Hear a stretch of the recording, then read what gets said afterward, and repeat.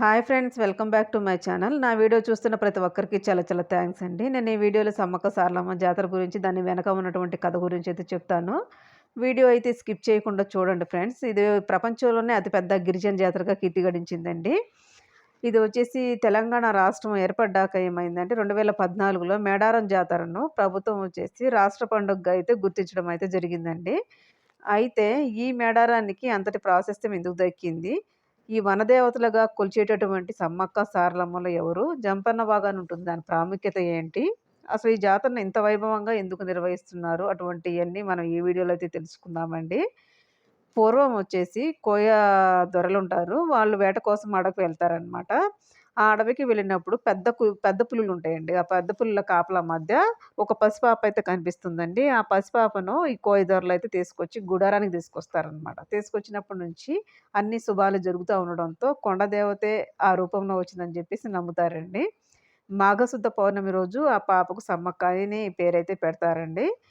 ఈ సమ్మక్కను ఆ ప్రాంతపు కోయ చక్రవర్తి మేడరాజు పెంచైతే పెద్ద చేయడం అయితే జరుగుతుందండి. క్రీస్తు శకము 1260, 1320 కాలంలో, అంటే కాకతీయులు పరిపాలించినటువంటి కాలంలో, ఇప్పటి జగిత్యాల జిల్లా ప్రాంతంలో పొలవాసను గిరిజన దొర మేడరాజు పాలిస్తూ ఉండేవాడండి. అతనొచ్చేసి తన మేనల్లుడు, మేడారం పాలకుడు అయినటువంటి పగడిద్దరాజు ఇచ్చి వివాహం అయితే చేస్తాడండి సమ్మక్కనిచ్చి.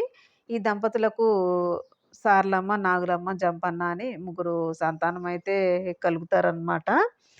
ఈ మేడారాన్ని పాలిస్తూ ఉన్నటువంటి పగడిద్దరాజు కాకతీయులకు సామంతుడనమాట. ఆ రోజుల్లో కరువు కాటకాలు కారణంగా ఏమవుతుంది అంటే ప్రజలు శిస్తయితే కట్టలేకపోతారు.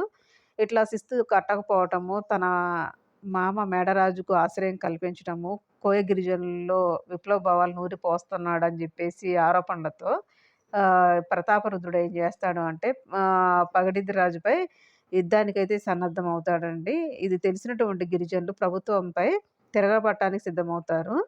మాఘశుద్ధ పౌర్ణమి రోజు ఏమవుతుంది అంటే మేడారం పైకి కాకతీయ సేనలైతే దండెత్తడం అయితే జరుగుతుందండి. ఈ క్రమంలో ములుగు జిల్లా లక్నవరం సరస్సు వద్ద గిరిజనులకు, కాకతీయ సేనలకు మధ్య అయితే యుద్ధమైతే జరుగుతుందండి. ఆ క్రమంలో ఏమవుతుంది అంటే పగడిద్ది రాజు, సారలమ్మ, నాగులమ్మ, జంపన్న, గోవిందరాజులైతే వీరోచితంగా అయితే పోరాడతారండి ఆయుధాలతోటి. కానీ కాకతీయ సేనల ధాటికి తట్టుకోలేక మేడరాజు, పగడిద్దరాజు, సారలమ్మ, గోవిందరాజులు యుద్ధంలో మరణించడం జరుగుతుందండి.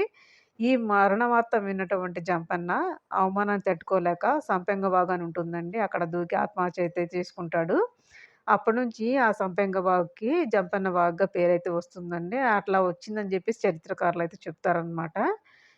తన కుటుంబం మరణించిన వార్త విన్నటువంటి సమ్మక్క కాకతీయ సేనలపై వీరోచితంగా అయితే పోరాటం అయితే సాగిస్తుందండి. ఆమె వీరత్వం చూసి ఆయన ప్రతాపరుద్రుడే ఆశ్చర్యపోతాడనమాట. కానీ ఓ కాకతీయ సైనికుడైతే దొంగచాటుగా సమ్మక్కను బల్లెంతోటి వెన్నుపోటైతే పొడుస్తాడండి. ఆ గాయంతోటి ఏమవుతుందంటే మేడారం గ్రామానికి ఈశాన్య దిక్కునటువంటి చిలకలగుట్టకు సమ్మక్క వెళ్ళి అక్కడ అదృశ్యమైందని జెప్పేసి అంటూ ఉంటారండి.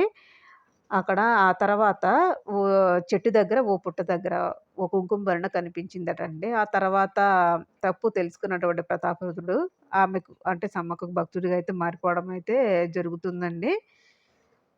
కొంతకాలానికి ప్రతాపరుద్రుడు కోయిదర్లో కట్టాల్సినటువంటి కప్పాన్నంతా రద్దు చేయడం అయితే జరుగుతుంది. సమ్మక్కకు భక్తుడిగా మారిపోయి కానుకలైతే సమర్పిస్తాడు కూడానండి. అట్లానే 2 ఏళ్లకు ఒకసారి జాతర నిర్వహించాలని కూడా ఆదేశాలైతే జారీ చేయడం అయితే జరుగుతుందండి.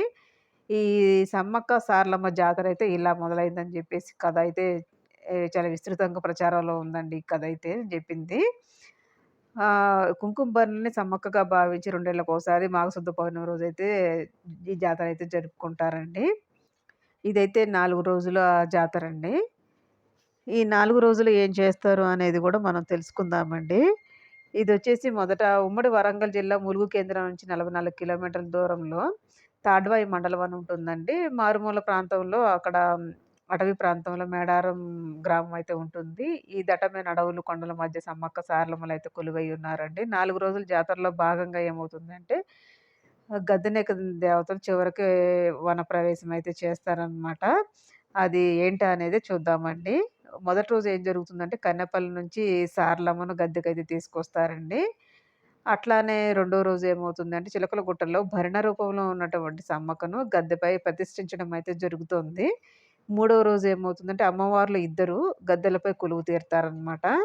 నాలుగో రోజు సాయంత్రం ఆవాహన పలికి దేవతలని ఇద్దరిని తిరిగి యుద్ధ స్థానానికైతే తరలిస్తారండి. ఇక్కడ అమ్మవార్లకు బెల్లం నైవేద్యంగా సమర్పించుకుంటారండి. బెల్లాన్ని బంగారం అని కూడా పిలుస్తారనమాట.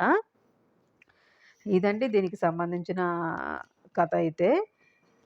మీకు చెప్పిన సమ్మక్క సారలమ్మ దానికి వెనక ఉన్నటువంటి కథ మీకు అర్థమయ్యే ఉంటుందని అనుకుంటున్నానండి. నా వీడియో మీకు నచ్చిందనే అనుకుంటున్నాను. నచ్చితే గనక తప్పకుండా లైక్ చేసి, షేర్ చేసి, సబ్స్క్రైబ్ చేసుకోవడం మాత్రం మర్చిపోవద్దు ఫ్రెండ్స్. ప్లీజ్.